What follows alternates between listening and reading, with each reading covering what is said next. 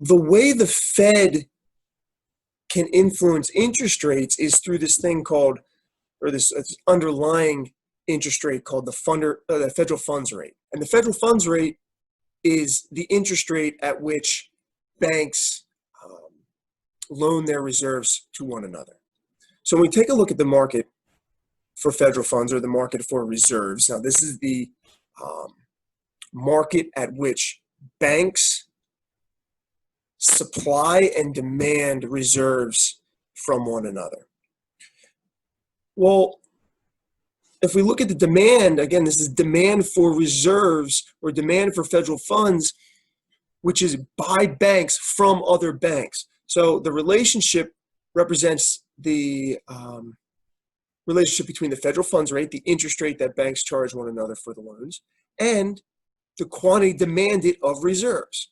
And so we have our normal downward sloping demand curve that we see, except now it's just in the federal funds market or the market for reserves. However, when we take a look at the supply curve for reserves, well, again, the supply of reserves is ultimately determined by the Federal Reserve through these open market operations, meaning it's a fixed quantity. So the interest rate isn't going to impact the amount of reserves that are available for lending. Hence, the supply curve of reserves is vertical at the amount of reserves that are available for lending. And so given this fixed amount of reserves, well, when demand changes, it is going to be solely responsible for the price changes in the federal funds rate, given a fixed amount of reserves that are available for lending. So when demand is going to increase for reserves, when banks desire more reserves in order to offer more loans, then what's going to happen? Well, interest rates are going to drive up. Here they drive up from 2% to 3%. Conversely, if demand decreases, then the interest rate is also going to drive down. Well, a lot of times, most times, the Federal Reserve wants to hold the federal funds rate at some constant rate, at some constant interest rate.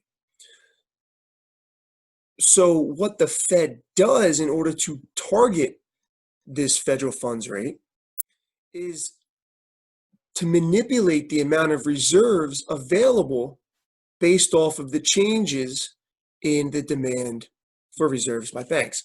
And the way they manipulate or change or increase or decrease the supply curve for reserves is through these open market operations. Meaning, if the Fed wants to increase the number of reserves, as in the Fed wants to increase the supply of reserves from this light orange line to this SR line, well, to do that, the Fed would buy bonds, buy government bonds from banks in exchange for reserves. So the Fed has money, the private bank has government bonds, the Federal Reserve exchanges that money, those reserves, for the government bonds that are held by the private bank. So the Fed ends up with more government bonds and the private bank ends up with a larger amount of reserves. And we can see that by the increase in the supply curve from this orange supply curve to this red supply curve. The reason the Fed would want to do this is, let's say they're targeting a rate of 2%, a federal funds rate of 2%. Well, if demand increases, let's say demand moves from this light blue demand for reserves to this darker blue DR demand for reserves. Well, when that occurs, let's say before this supply, before the increase in the supply of reserves, well, when there's an increase in demand, then interest rates are going to drive up, but the Fed doesn't want that. The Fed wants to peg the federal funds rate at 2%. So what does it do? It's going to make more reserves available through an open market purchase, which is going to drive up the supply curve by the same amount of the increase in the demand curve in order to have the federal funds rate maintain this level of 2%. Now, the Fed can do the exact opposite in response to a decrease in demand for. So if banks aren't seeing a large demand for loans, meaning their demand for reserves is relatively low or decreases, well, we see this decrease in the demand for credit or for reserves. Again, if the Fed wants to maintain this federal funds rate of 2%, it's going to have to decrease the supply of reserves. And to do that,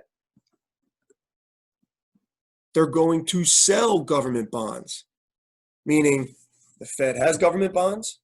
They're going to exchange those government bonds for reserves from private banks, meaning the private banks' stock of reserves is going to decrease. And again, we see that with a shift to the left of the supply of reserves curve in the federal funds market. So that's how the Fed maintains a specific federal funds rate. However, there are times when the Fed wants to increase or decrease the federal funds rate, or increase or decrease interest rates that are available. So how does it do that? Well, similar method to that the Fed uses to maintain a specific interest rate, they use to increase or decrease interest rate. It's through open market operations. If they want to raise the federal funds rate, well, then they make the amount of reserves available lower by selling government bonds. And when they want to drive down the federal funds rate, well, they make reserves more available for increasing the supply curve of reserves. And that's going to drive down the federal funds rate. So when the Fed wants to make lending easier, as in lending's more or less costly for private households and firms, well then again, they increase the amount of reserves that banks have available for lending, driving down interest rates, which is typically what we see during recessions and when the Fed takes on a counter-cyclical policy, meaning if we're in a recession, they're going to take on an expansionary policy by making reserves more available, driving down interest rates. So when the Fed does lower the federal funds rate or conducts expansionary monetary policy, how does that decrease in the federal funds rate lead to a decrease in a loan taken out by a household or a firm, a loan like a mortgage, a car loan, a student loan?